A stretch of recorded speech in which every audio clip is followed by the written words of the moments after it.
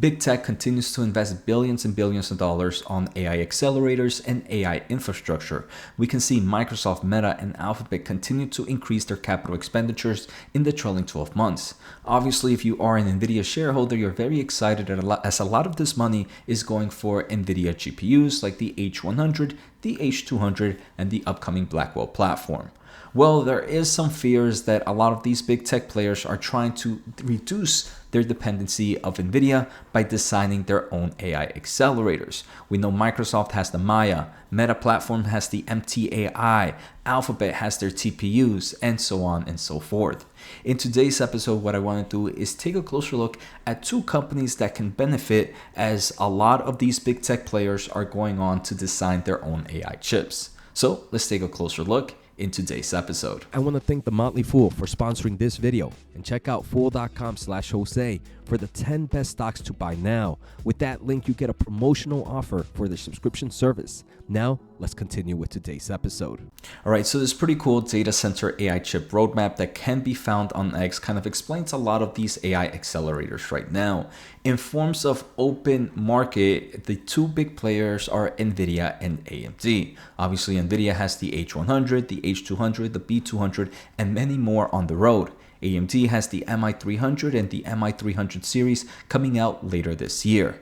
Now, like I mentioned, a lot of these big tech players also are designing their own chips. Google, for example, has the TPU that is helped made by Broadcom. Microsoft has the Maya 100 made by Marvell. Meta has the MTIA made by Broadcom, and so on and so forth. So we can already guess the two companies that we're going to take a closer look at today, and that is going to be Broadcom and Marvell.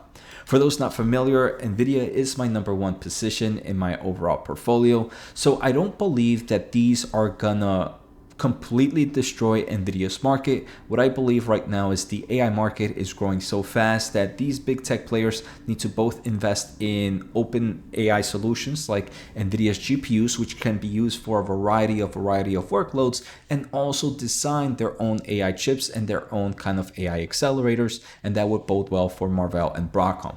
I believe with the amount of demand we need for AI compute right now, both markets can be very healthy. One being driven by obviously your Nvidia, but also a smaller market driven by these custom ASICs. Oh, and sorry, before we get started, I do have a free Substack and a free sample of my ebook. The links are down below. Make sure to check it out. Like I mentioned, it's all free. So if you want to learn more about the semiconductor market, make sure to check out those two avenues as well. So we can see during most recent earnings, a big topic was how is CapEx being used for AI servers, and is there kind of an overinvestment problem going on? A lot of these big tech CEO players said, hey, look, right now it's more important to invest than to be left behind. But I just want to kind of showcase here, we have Microsoft where they had to answer that question. Here we had Google where a similar question was asked. And here was on Meta, pretty much kind of talking again about CapEx and how they are ensuring kind of a healthy return on invested capital for investors. Again, all these big tech players pretty much mentioned that, hey, look, the AI space is kind of a revolutionary technology. And while right now you might not see the actual numbers, it is very important for them to continue to invest in this space. Now, I mentioned the two companies we're going to take a closer look at are Marvell and Broadcom. Both are ones that provide custom ASIC solutions. And for those that are not familiar with ASIC solutions, these are chips that are designed to be used for one specific workload. This is good for big tech players, especially these cloud service providers that know that they do one workload over and over and over and over and over again, because for them it's more efficient to design their own chips. I want to emphasize that there is a difference between ASIC solutions and your GPUs from Nvidia. Nvidia are meant for general purpose and for a variety of workloads. So the great thing for GPUs is they can adapt to any changes that happen to the market. While these kind of ASIC solutions are only good for one workloads and they can't adapt. But again, these big cloud service providers kind of already know that they're going to be using this workload over and over again. So for them, it makes perfect sense. So the first one we're going to take a closer look at is Broadcom, ticker AVGO. We can see the stock right now is down roughly 10% after the company recently reported earnings and kind of this huge downfall in the semiconductor space. From its year-to-date high, the stock is down a fair amount, down roughly 25%, but year-to-date the stock is up 26%.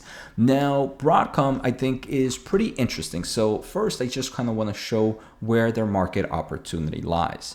So Broadcom believes there's two main use cases for AI solutions or AI accelerators. The first is kind of your consumer AI, and these are your big cloud service providers, Amazon, Google, Microsoft, Meta, and the list goes on and on. The second is your enterprise AI. These are individual companies that are building some form of AI solution to kind of improve some of their core products. For them, they're only really focusing on the consumer AI because at the end of the day, these big tech players are the only ones that can really kind of focus on designing their own custom AI chip. For enterprise AIs, for example, let's say your CrowdStrike. For them, it makes no sense for them to develop their own AI chip because it's probably cheaper in the long term of things to just buy merchant accelerators like Nvidia GPUs. So these are the two big players. Consumer AI is probably a handful of customers, but that's where Broadcom believes they have huge opportunity.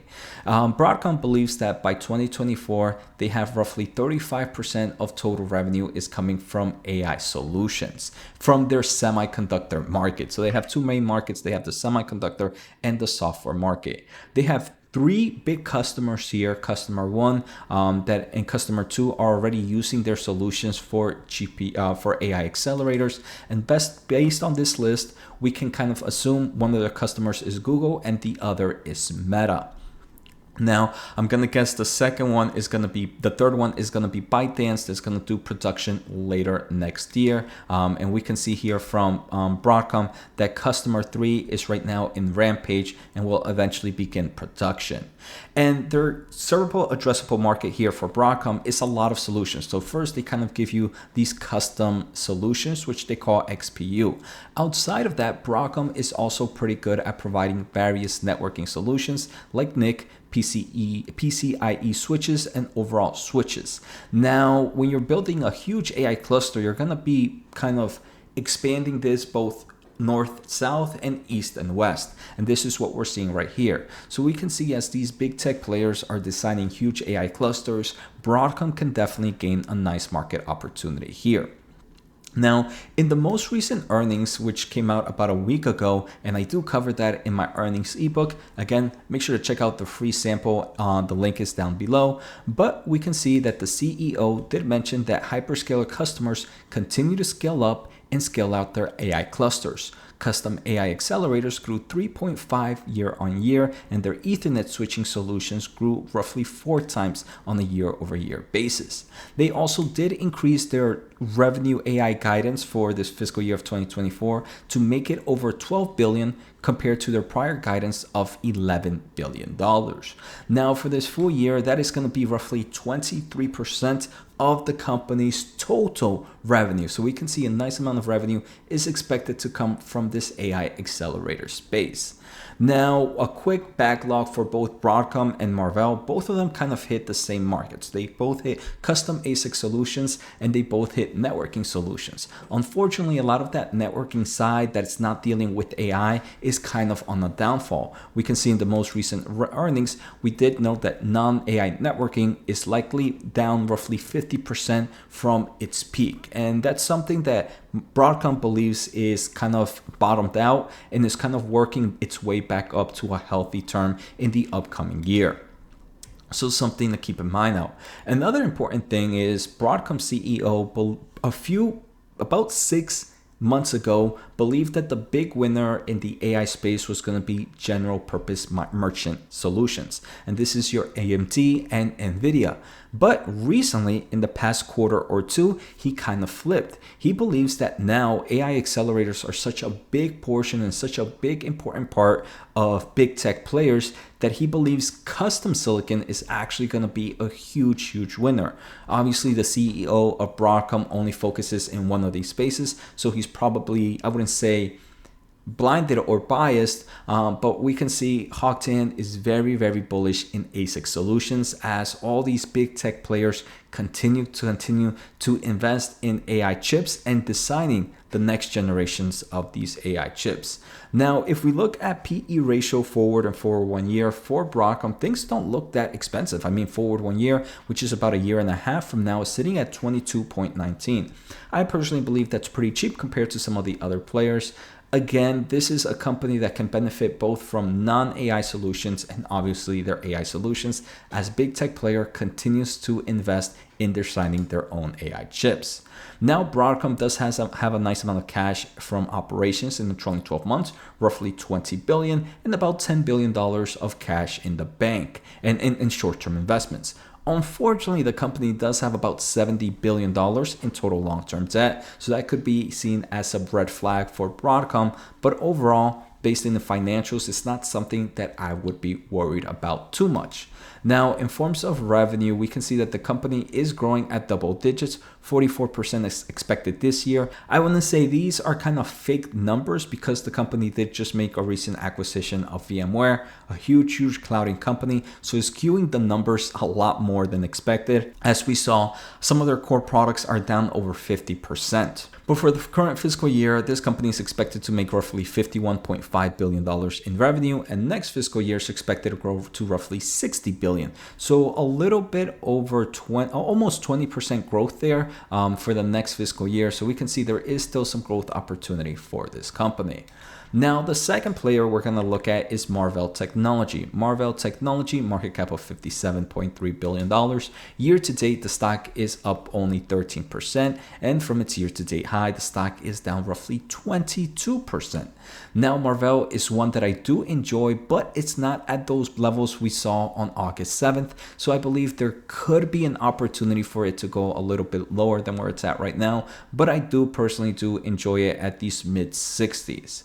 Now, Marvell, if we take a closer look at, they also have about 3 customers that they're helping with custom-based solutions. In forms of AI accelerators, they have customer A, which is ramping now, and they're going to ramp up in calendar year of 2025, and customer C, which they expect to ramp in calendar year of 2026.